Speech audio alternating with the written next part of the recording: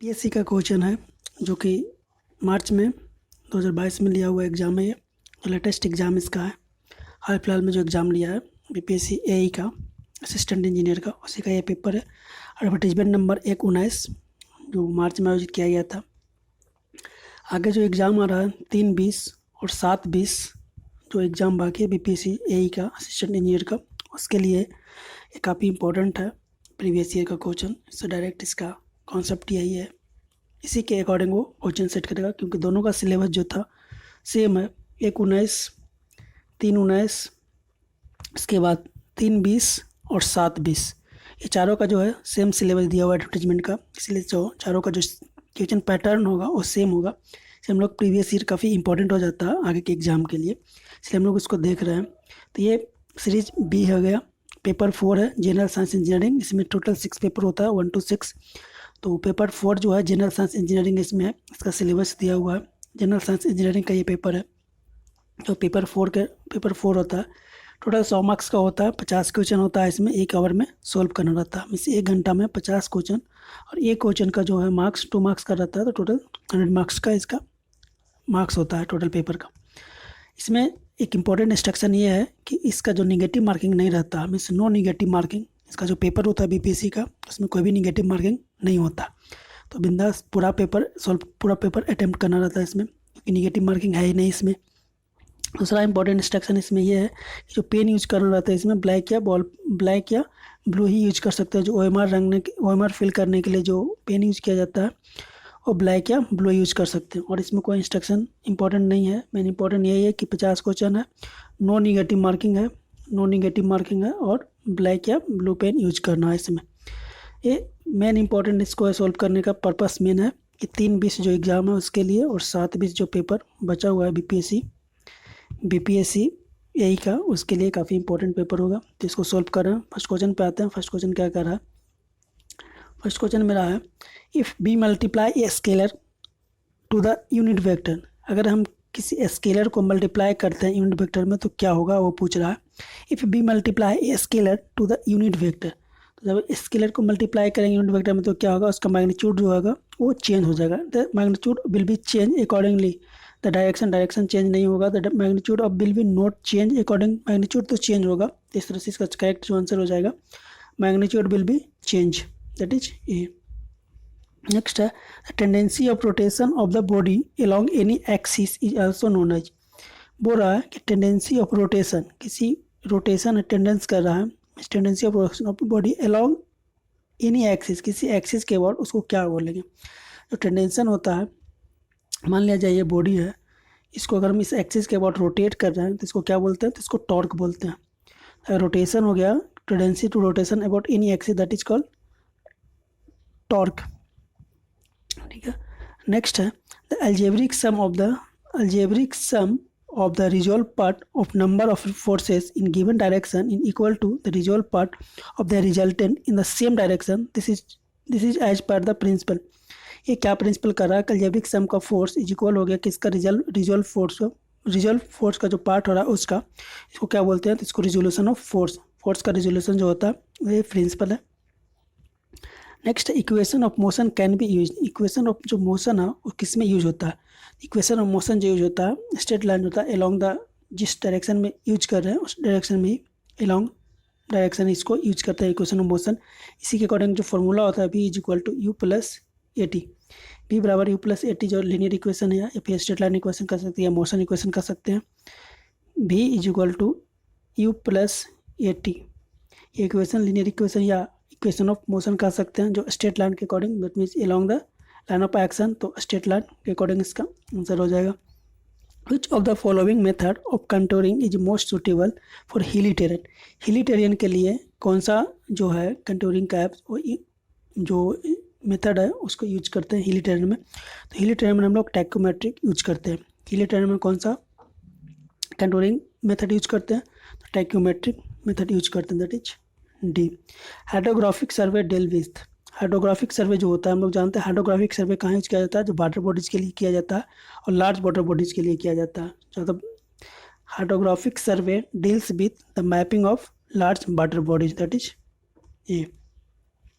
सब गुप्ता का ही क्वेश्चन है, जो कि इम्पोर्टेंट बुक है, एक इम्पोर्टेंट बुक है गुप्ता एंड गुप्ता सिविल का, उसी का डायरेक्ट क्वेश्चन इसमें मैच करता है, इसीलिए उसको पहले कंप्लीट कराना जरूरी है। नेक्स्ट क्वेश्चन है which line is tangential to the level line at the point. बोल रहा है कि इसमें से कौन सा लाइन है जो टेंजेंशियल है लेवल लाइन का। लेवल लाइन जानते हैं, जो पृथ्वी का जो सरफेस होता है वो कर्व टाइप का है, तो इसका जो टेंजेंशियल होगा ये लेवल लाइन हो गया। लेवल लाइन का टेंजेंशियल जो होगा वो कौन सा लाइन होगा, तो ये हॉरिजॉन्टल लाइन होगा। हॉरिजॉन्टल लाइन जो होता है लेवल लाइन का टेंजेंशियल होता है, तो इस तरह से कह सकते हैं कि ये हॉरिजॉन्टल लाइन हो जाएगा सी। सेम टू सेम गुप्ता का ही क्वेश्चन, ये भी गुप्ता का ही क्वेश्चन है। Bulk modulus of elasticity is, bulk modulus क्या होता है, बल्क मॉडुलस अगर कैसे इंडिकेट करते हैं, तो del P divide by del V divide by B. Del P हो गया प्रेस स्ट्रेस और नीचे हो गया volumetric strain del V by B. तो यहाँ से कह सकते हैं stress by volumetric strain, direct stress divide by volumetric strain formula है। Factor of safety is, factor of safety क्या होता है, फैक्टर ऑफ सेफ्टी का अगर डिफाइन करा जाए, factor of safety equal to होता है क्या, ultimate load divided by working load, ultimate load divide by working load या permissible load. Ultimate load divide by working load या परमिसिबल लोड, इस अल्टीमेट लोड और वर्किंग लोड का ratio होता है, उसी को फैक्टर ऑफ सेफ्टी बोलते हैं। तो अल्टीमेट स्ट्रेस या प्रिंसिपल स्ट्रेस, सही है, अल्टीमेट लोड या स्ट्रेस जो भी इसमें करें, फैक्टर ऑफ सेफ्टी स्ट्रेस के लिए देखा जाए तो स्ट्रेस आ जाएगा, लोड के लिए देखा जाए तो लोड आ जाएगा। तो यहाँ पे क्या आ जाएगा, ultimate stress divide by permissible, that is C. Next है द ऑब्जेक्ट ऑफ, क्या बोल रहा है, the object of caulking in the riveted joint is to make the joint. Caulking का जो मेन फंक्शन होता है वो क्या होता है, तो the object of caulking in the riveted joint, caulking का जो रिविट जॉइंट में क्या होता है, तो लीक प्रूफ को, इसका मेन जो जॉइंट होता है, joint is make the joint is leak proof, इसको लीक से बचाता है, leak proof, that is D. Next है the number of horizontal cross wire in the stadia. Number of horizontal cross wire पूछ रहा है स्टेडियम में कितना होगा, तो नंबर ऑफ जो वायर होता है वो 3 होता है। स्टेडिया वायर किसमें, स्टेडिया डायफ्राम में 3 होता है मिनिमम। उसके बाद है जो क्या है, बक्सचोड is the topographical feature is, बक्सचोड किसका टोपोग्राफिकल, इसका मीन्स होता है ग्लेशियर। ये जो मीन्स होता है, जो ग्लेशियर का जो मोशन होता है, ग्लेशियर जो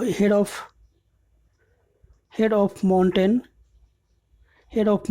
जो ग्लेशियर जो हो गया, जहाँ जो ग्लेशियर से रिलेटेड रही है बक्सचोड, तो इसको क्या हो गया, ग्लेशियर रीजन, ये जो ग्लेशियर रीजन से रिलेटेड है। नेक्स्ट है what is the size of plane, अच्छा what is the size of plane table. अच्छा प्लेन टेबल हो गया, ये प्लेन टेबल का साइज पूछ रहा है क्या होता है, तो प्लेन टेबल का साइज होता है 750 into 600 mm, 750 into 600 mm plane size का साइज हो गया प्लेन टेबल का। The lateral strain is, lateral strain क्या होता है, लैटरल स्ट्रेन क्या होगा, lateral deformation by lateral length divide by lateral change in lateral direction. मान लीजिए ये लेंथ है, तो लैटरल डायरेक्शन में जो चेंज होता है और ओरिजिनल लेंथ, उसी को स्ट्रेन, अगर स्ट्रेन देखा जाए तो स्ट्रेन क्या होता है, change in length divide by original length. Strain जो होता है change in length divide by original length.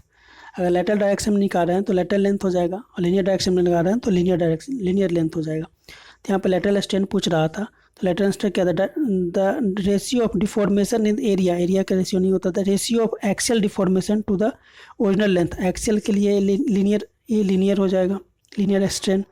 The strain at right angle to the direction of applied load, ठीक है, जहाँ पे अगर हम लोड अप्लाई इधर के कर रहे हैं तो इस डायरेक्शन में जो चेंज हो रहा है डायरेक्शन, उसी को हम लोग लेटरल स्ट्रेन कहते हैं, दैट इज सी।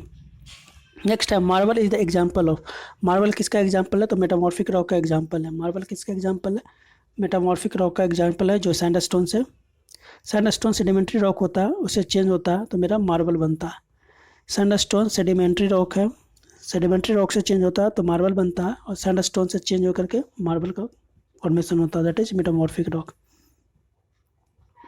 नेक्स्ट है, अगर इसी पे और सेडिमेंट्री रॉक में हो जाएगा मेरा सेल हो जाता है, इग्नेस रॉक में मेरा बसाल्ट हो जाता है। नेक्स्ट है the principle of transmissibility. Principle of transmissibility क्या होता है, ट्रांसमिसिबिलिटी को अगर देखा जाए तो K इंटू डी, इसका जो डिफिनीसन होता है, एम्पिरिकल फार्मूला होता है ट्रांसमिसिबिलिटी का, के इंटू डी होता है ट्रांसमिसिबिलिटी, के टी इक्वल टू के इंटू डी। तो क्या पूछ रहा है इसमें, the principle of transmissibility it state that the force acting on the body is sliding vector. सही बात है, ये वैल्यू होता है इसका के डी होता है, और जो फोर्स इस पर जो एक्ट कर रहा है वो स्लाइडिंग वेक्टर होता है। It state that the force acting on the body is unit vector, unit vector नहीं होता था। It state that the force acting on the body is the rolling vector, ये स्लाइडिंग वेक्टर होता है। That is के D जो हो गया ट्रांसमिसिबिलिटी, वो स्लाइडिंग वेक्टर हो गया।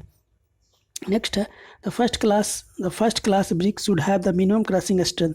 फर्स्ट क्लास ब्रिक का मिनिमम क्रशिंग स्ट्रेंथ कितना होता है, तो 10.5 न्यूटन पर एम का। अगर मिनिमम देखा जाए थर्ड क्लास का तो 3.5 होता है थर्ड क्लास का, और 7 होता है सेकंड क्लास का।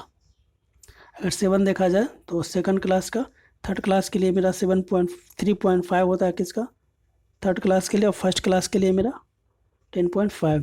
नेक्स्ट है excess of alumina in the clay. अगर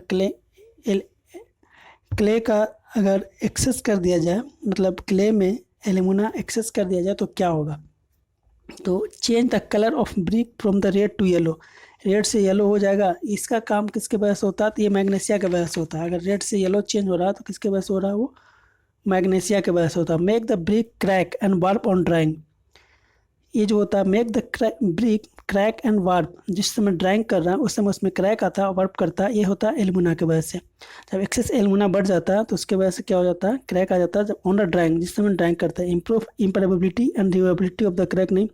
make the brick brittle and weak, make the brick brittle, brittle किसकी वजह से होता है, ब्रिटल जो होता है वो सिलिका की वजह से होता है। अगर सिलिका का अगर परसेंटेज इंक्रीज कर जाए तो ब्रिक जो है वो वीक ब्रिटल हो जाएगा। कलर जो रेड से येलो हो जाएगा किसके वजह से हो रहा है, वो मैग्नीशिया की वजह से होगा। और अगर एक्सेस एल्यूमिना का रहा है तो इसकी वजह से क्या होगा, और ड्राइंग के समय पर क्रैक डेवलप हो जाएगा वार्प ऑन द ड्राइंग। इस तरह से इसका आंसर बी हो जाएगा। नेक्स्ट है अल्टीमेट स्ट्रेंथ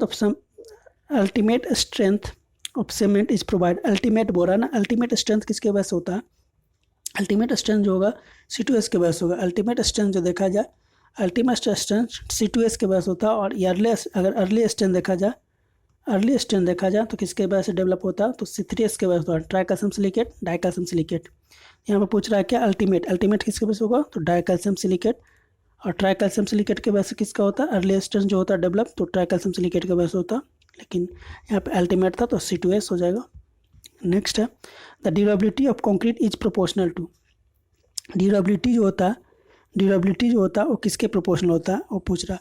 तो ड्यूरेबिलिटी ऑफ कंक्रीट जो होता है किसके, ड्यूरेबिलिटी जो पूछ रहा है, durability of concrete is proportional to, तो ये सीमेंट एग्रीगेट का जो रेशियो होता है उसका प्रोपोर्शनल होता है, डायरेक्ट प्रोपोर्शनल होता है durability, that is C.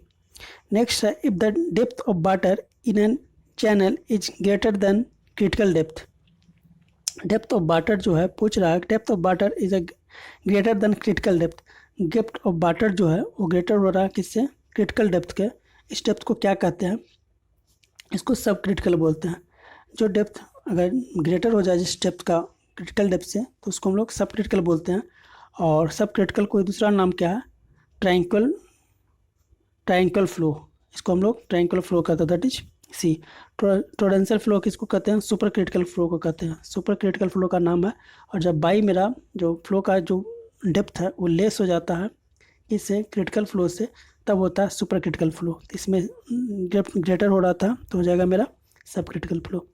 Next है the ratio of inertia force and elastic force is called. Inertia force और इलास्टिक फोर्स के रेशियो क्या कहते हैं, inertia force of inertia divide by force of elastic force का square root होता है, उसको क्या कहते हैं, तो मैक नंबर बोलते हैं, दैट इज मैक नंबर। इसका डी हो जाएगा। नेक्स्ट है रेनॉल्ड्स नंबर क्या होता है, और ये होता है inertia force divide by viscous force का रेशियो होता है। Inertia force and viscous force का रेशियो होता है, तो Reynolds number the ratio of inertia force and viscous force. Next है when the Mach number between the flow supersonic का होता है। मैक नंबर का देखा जाए अगर लेस मैक नंबर 1 है तो इसको हम लोग सोनिक कहते हैं। अगर एक से ज़्यादा है अगर मेरा मैक नंबर 1 से बड़ा है और 6 से कम है तो इसको सोनिक, सबसोनिक, सोनिक, हाइपरसोनिक। अगर 1 से 6 के बीच में है तो इसको सुपरसोनिक कहते हैं, या सुपरसोनिक हो गया। और मेरा 6 से ज़्यादा है, अगर एम जो है 6 से ज़्यादा है तो इसको हम लोग क्या कहते हैं, हाइपरसोनिक कहते हैं। 3 तरह का रेशियो होता है। पहला एम जो है less than 1, M is equal to 1, M 6 से और 1, और एम ग्रेटर देन 6। ये तो कब होता है, सबसोनिक, सोनिक, सुपरसोनिक, और ये लास्ट जो हो गया हाइपरसोनिक। जब एम ग्रेटर देन हो जाए 6 से तो उसको हाइपरसोनिक बोलते हैं। दैट इज डी इसका हो जाएगा आंसर। नेक्स्ट है the first stage of the large construction work. तो लार्ज कंस्ट्रक्शन वर्क का जो फर्स्ट स्टेज होता है वो क्या होता है, वो बोल रहा है कि लार्ज स्ट्रक्चर का जो फर्स्ट स्टेज होता है वो क्या होता है। वो पूछ रहा है कि लार्ज स्टेज क्या होता है। तो कॉन्सेप्शन जो होता है, सबसे जो फर्स्ट स्टेज होता है वो कॉन्सेप्शन होता है। The first stage of the large construction work is conception. The first stage of the large construction work is conception, that is C. Next है function organization system working by introduce by. जो functional organization system था, ये FCPM का question है, जो किसके वजह से किसने इंट्रोड्यूस किया था। तो FM टेलर द्वारा, FW टेलर के द्वारा ये इंट्रोड्यूस किया गया था functional organization, that is B. Next है milestone chart is an improvement over. Milestone chart जो है किस पे इम्प्रूव किया गया है, किसके बाद इम्प्रूव किया गया, तो बार चार्ट का इम्प्रूवमेंट है, that is a critical activity means zero float. जो टोटल फ्लोट होता है वो जीरो हो जाता है क्रिटिकल एक्टिविटी में, means critical activity as zero float, that is zero float हो जाएगा। The must common cause of acidity, बोला कि must common cause of acidity का मोस्ट कॉमन कॉज कौन सा है, तो CO2 है, that is C. Must common cause of acidity is known as CO2। The maximum permissible quantity of lead in water for domestic supply.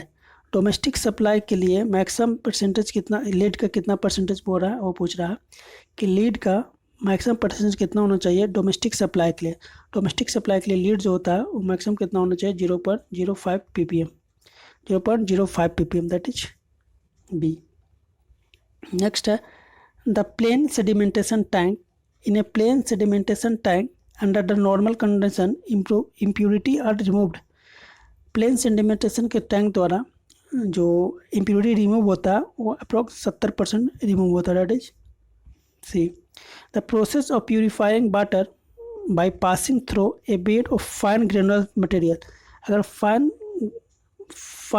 Grain material के द्वारा जब हम इसको प्योरीफाई कर रहे हैं तो उसको क्या बोलते हैं, तो फिल्ट्रेशन बोलते हैं या फिल्टर बोलते हैं, that is B. The minimum dissolve oxygen required to save it. The minimum dissolve oxygen required in the water to save the aquatic life. Same question 1/19 में, ये 3/19 में भी यही क्वेश्चन आया था, 3/19 का यही क्वेश्चन था, रिपीटेड क्वेश्चन सब। द मिनिमम डिजोल्व ऑक्सीजन कितना होता है सर्वाइव करने के लिए, 4 ppm होता है। X ray film are source of which of the following gases. X ray जो है वो किस गैस का सोर्स है, वो पूछ रहा है कि X ray film are the source of which of the following gases. किस गैस का सोर्स है एक्सरे, तो NO2 का है, नाइट्रोजन ऑक्साइड का ये सोर्स होता है, दैट इज सी। नेक्स्ट है द मिनिमम, दिख नहीं रहा, the minimum size of smoke पूछ रहा है, दिया हुआ मिनिमम साइज ऑफ स्मोक का मिनिमम साइज कितना होता है, वो क्वेश्चन। तो स्मोक का मिनिमम साइज जो होता है 2.5 माइक्रोमीटर होता है। मिनिमम साइज ऑफ स्मोक पूछ रहा है, स्मोक का मिनिमम साइज कितना होता है, तो 0.5 माइक्रोमीटर होता है। नेक्स्ट क्वेश्चन क्या कर रहा है, तो दिख ही नहीं रहा यार, कहाँ तक, अच्छा 4 क्वेश्चन है जो दिख नहीं रहा, अच्छा देख लेते हैं इसको। मिनिमम साइज ऑफ स्मोक पूछ रहा था, ये क्वेश्चन क्या कर रहा है, चेंज इन इंथैल्पी पूछ रहा है। इंथाल्पी जो होता है, इंथाल्पी पूछ रहा है चेंज इंथाल्पी किसमें, एक्जोथर्मिक। इंथाल्पी का कॉन्सेप्ट क्या होता है कि अगर एक्जोथर्मिक रिएक्शन है तो चेंज इन इंथाल्पी जो होता है एक्जोथर्मिक में निगेटिव रहता है, और अगर इंडोथर्मिक रिएक्शन है तो उसमें क्या होता है, वो पॉजिटिव होता है। चेंज इन इंथाल्पी जो होता है, चेंज इन इंथाल्पी का अगर फॉर्मूला देखा जाए तो इसका क्या होता है, heat of product minus heat of reactant, heat of product minus heat of reactant. तो यही पूछ रहा है चेंज इन इंथाल्पी जो होता है एक्जोथर्मिक में क्या होता है। तो एक्जोथर्मिक में अगर चेंज इन इंथाल्पी पूछा जाए, इसमें एक्जोथर्मिक रिएक्शन, अगर एक्जोथर्मिक है तो निगेटिव होगा, और अगर इंडोथर्मिक रिएक्शन है तो पॉजिटिव होता है। एक्जोथर्मिक में change in enthalpy positive, endothermic में चेंज इन जो इंथाल्पी है वो निगेटिव होगा, और इंडोथर्मिक में जो होगा वो पॉजिटिव होगा। इस इसका आंसर दे सकते हैं। नेक्स्ट है ideal Rankine cycle. Ideal Rankine cycle is an, तो आइडियल रैंकाइन साइकिल जो होता है वो रिवर्सिबल होता है। आइडियल रैंकाइन साइकिल जो होता है वो रिवर्सिबल होता है। Ideal Rankine cycle is reversible cycle. The net work done in Rankine cycle is difference of, तो वर्क डन जो होता है पूछ रहा है कि net work done on Rankine cycle का वर्क डन पूछ रहा है वो कितना होता है। तो work done of turbine minus work done of pump, जो डिफरेंस किसका होता है, टरबाइन और पंप का डिफरेंस का। तो turbine work done and pump work done का डिफरेंस जो होगा उसी को हम लोग रैंकाइन वर्क डन बोलेंगे, दैट इज रैंकाइन साइकिल का वर्क डन। नेक्स्ट क्वेश्चन क्या है, efficiency of Rankine cycle. Rankine cycle का इफिशिएंसी पूछ रहा किस पे डिपेंड करता है। तो रैंकाइन साइकिल का जो इफिशिएंसी है वो हीट रेट पे डिपेंड करता है। पूछ रहा है रैंकाइन साइकिल का इफिशिएंसी होता है, वो पूछ रहा है कि क्या होता है इफिशिएंसी इसमें, तो हीट रेट पे डिपेंड करता है। नेक्स्ट है in which of the following cycle heat is added at constant pressure. बोल रहा है कि इसमें से कौन सा साइकिल पे जो है हीट जो ऐड होता है वो कांस्टेंट प्रेशर पे होता है। मीन्स कांस्टेंट प्रेशर है, कांस्टेंट प्रेशर पे कौन सा साइकिल जो ऐड होता है, तो डीजल साइकिल है। डीजल साइकिल जो कांस्टेंट प्रेशर पे होता है। डीजल साइकिल का अगर आप देखा जाए, डीजल साइकिल जो होता है कांस्टेंट प्रेशर पे एक्ट किया जाता है, दैट इज डीजल साइकिल, इसका आंसर हो जाएगा। नेक्स्ट है the efficiency of auto cycle is independent of. Auto cycle का एफिशिएंसी जो है किससे इंडिपेंडेंट होता है। तो ऑटो साइकिल का जो एफिशिएंसी है, the efficiency of auto cycle is independent of. तो ऑटो साइकिल का efficiency ratio of specific heat इस पर डिपेंड करता है, कंप्रेशन रेशियो पर डिपेंड करता है, हीट सप्लाइड पे इंडिपेंडेंट होता है, दैट इज ये। In a transformer the resistance between its primary and secondary. अच्छा, ट्रांसफार्मर में जो रेसिस्टेंस होता है किसके किसके बीच में, प्राइमरी और सेकेंडरी के बीच में, वो कितना होता है। तो रेसिस्टेंस जो होगा मैक्सिमम होता है, रेसिस्टेंस मीन्स इनफाइनाइट कह सकते हैं इसको, बहुत ज़्यादा होता है। इनफाइनाइट मतलब जो प्राइमरी और सेकेंडरी के बीच में जो रेसिस्टेंस होता है वो इनफाइनाइट होता है। तो प्राइमरी और रेसिस्टेंस के बीच में रेसिस्टेंस पूछ रहा था प्राइमरी और सेकेंडरी में, तो कितना होता है, इनफाइनाइट होता है। नेक्स्ट है the energy possessed by a body to doing work by virtue of its position. से पोजीशन के चेंज की वजह से जो एनर्जी कन्वर्ट हो रहा है उसको कौन सा एनर्जी होता है, तो पोटेंशियल एनर्जी होता है। जानते हैं स्टैटिक के पोजीशन की वजह से एनर्जी होता है डेवलप, वो पोटेंशियल एनर्जी होता है। काइनेटिक एनर्जी मूवमेंट की वजह से होता है, इलेक्ट्रिक एनर्जी इलेक्ट्रिक सप्लाई की वजह से होता है।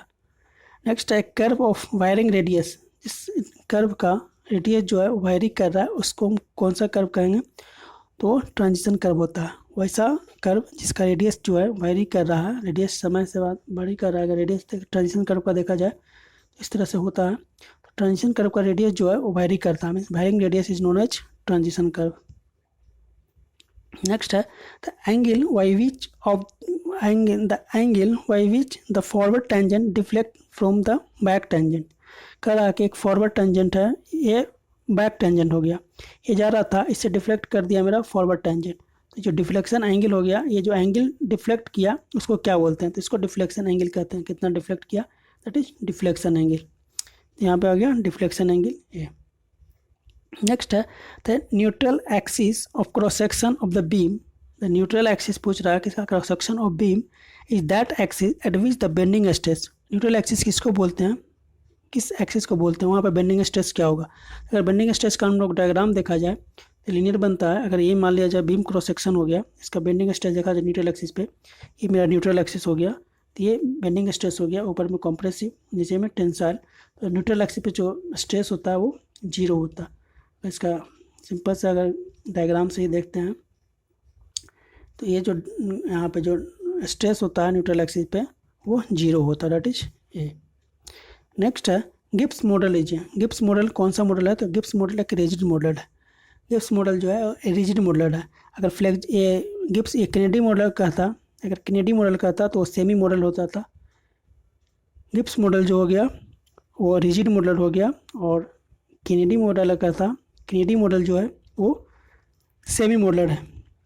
अभी गुप्ता का एक क्वेश्चन है, गुप्ता काफ़ी इंपॉर्टेंट बुक है जिसका ये क्वेश्चन लगभग बीपीएससी सेट करता है, तो उसको लगभग 40% वेटेज दे रहा है गुप्ता बुक को, इसलिए हम लोग पहले गुप्ता को ही कवर करते हैं। तो ये इसका रिजिड हो गया। नेक्स्ट है grid chamber of sewage plant are usually change after.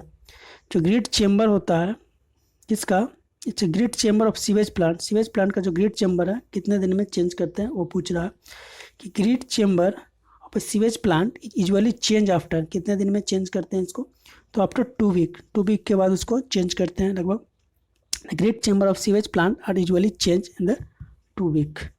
Next है cement widely used returning ball. Returning ball हम लोग जानते हैं कि एक मासिव स्ट्रक्चर है, और मासिव स्ट्रक्चर में हम लोग कौन सा सीमेंट यूज करते हैं, तो लो हीट सीमेंट यूज करते हैं, लो हीट सीमेंट यूज करते हैं मासिव स्ट्रक्चर में। और रिटर्निंग बाल जो है, रिटर्निंग बाल है एक मासिव स्ट्रक्चर है, मासिव स्ट्रक्चर के हम लोग लो हीट सीमेंट यूज करते हैं। तो लो हीट सीमेंट देख सकते हैं मासिव स्ट्रक्चर के लिए, that is B. The sum of percentage of deleterious material is the aggregate shall is not exceed. कह रहा है कि the sum of percentage of the deleterious material in the aggregate, aggregate में deleterious material कितना से ज़्यादा नहीं होना चाहिए, नॉट एक्सीड देन। वो पूछ रहा है कि the sum of percentage of a deleterious material in the aggregate shall is not exceed. Aggregate shall में कितना से एक्सीड नहीं होना चाहिए, तो 5% से ज़्यादा इम्प्योरिटी नहीं होना चाहिए, डिलेटियस मटेरियल नहीं होना चाहिए एग्रीगेट में, that is A. Next 50 question हो गया। ये बीपीएससी का 1/19 जो एग्ज़ाम हुआ था मार्च 2022 में, उसी का पेपर था एई का, असिस्टेंट इंजीनियर का। 50 क्वेश्चन देखें, ये जीएसई का पेपर था, मीन्स जनरल साइंस इंजीनियरिंग का पेपर था, जो मैकेनिकल प्लस सिविल दोनों के लिए कंबाइंड होता है या दोनों के लिए कॉमन होता है। मैकेनिकल प्लस सिविल या इलेक्ट्रिकल जो भी पेपर होता है कंबाइंड जनरल इंजीनियरिंग का पेपर होता है, काफ़ी इंपॉर्टेंट है। आगे का जो एग्ज़ाम हो रहा है 7/20 और 3/20, ये दोनों एग्ज़ाम के लिए काफ़ी इंपॉर्टेंट इसका पेपर है, प्रीवियस ईयर पेपर, इसीलिए हम लोग इसको सॉल्व कर रहे हैं। नेक्स्ट पार्ट में इसका जो बाकी पेपर है उसको भी